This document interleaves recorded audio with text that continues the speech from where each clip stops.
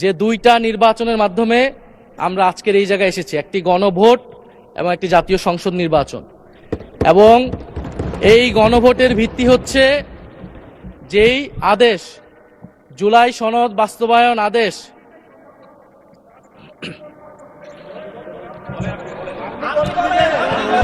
আপনি বলেন।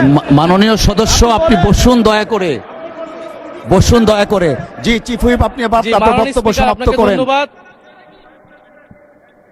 মাননীয় স্পিকার। তাহলে আমরা আর এখানে না থাকি, আমরা তাহলে আর দরকার নেই। মাননীয় চিফ হুইপ, আপনার মাইক অন আছে, প্লিজ ডু কন্টিনিউ। মাননীয় স্পিকার, আমাদের বক্তব্যটা হচ্ছে খুবই সুস্পষ্ট, যেখানে বারবার বিভিন্ন বক্তব্যে আমাদের যে গণভোট হয়েছে, গণরায় হয়েছে, গণভোটের আদেশ ছিল, সেই আদেশকে অমান্য করা হচ্ছে, সেই আদেশকে অসাংবিধানিক বলা হয়েছে, যার ভিত্তিতে আমরা এখানে এসেছি সেটাকে মাননীয় অসাংবিধানিক বলা চিফ হচ্ছে। হুইপ, আপনার এটা স্পেসিফিক কিছু থাকলে বলেন, আর আমি না হলে খুবই specific ভাবে আপনাকে বলছি। ফ্লোর দেয়া হয়েছে। মাননীয় স্বরাষ্ট্রমন্ত্রী তার বক্তব্যে বলেছেন সংস্কার কমিটি করার প্রস্তাব না, এনেছেন। ধন্যবাদ, এইটা ম্যাটারটা রিজলভ হয়ে না, গেছে। না, না, ইনি এটা বলতেই পারেন না, কারণ আমরা গণভোটের আদেশে গণভোটে অংশগ্রহণ করে সবাই আজকের এই জায়গায় এসেছি।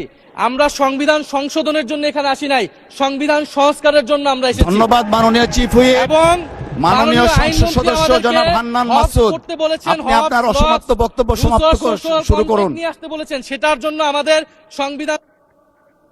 ধন্যবাদ, ধন্যবাদ মাননীয় চিফ হুইপ।